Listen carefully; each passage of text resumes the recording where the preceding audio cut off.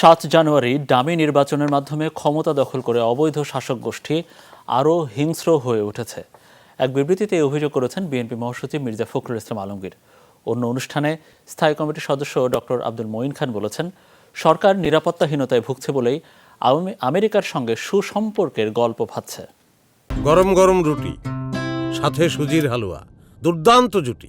তবে জুটি জমাতে চাই তীর আটা ময়দার সুজি, কারণ তীর ছাড়া আমার চলেই না।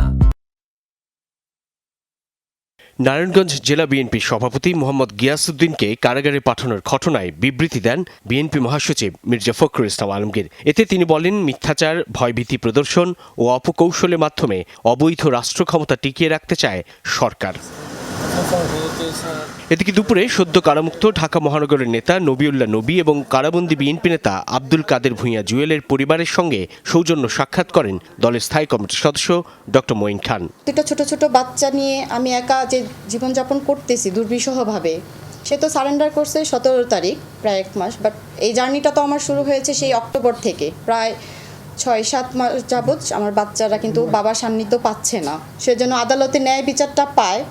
এ সময় ডক্টর মঈন খান বলেন, সরকারের পায়ের নিচের মাটি সরে গেছে, নিরাপত্তা ও আস্থাহীনতায় ভুগে যুক্তরাষ্ট্রের গুড বুকে থাকার মিথ্যা গল্প সাজাচ্ছে। বাংলাদেশি গণতন্ত্র নিয়ে যুক্তরাষ্ট্রের অবস্থানের পরিবর্তন হয়নি বলেও জানান বিএনপির এই নেতা। যে র্যাবের উপরে যে স্যাংশন দিয়েছে, বাংলাদেশের উপরে যে ভিসা স্যাংশন দিয়েছে, সেগুলো আমেরিকা প্রত্যাহার করে নিয়েছে। আজকে সেই মিথ্যা গল্প ফেদে কোনো লাভ হয়েছে?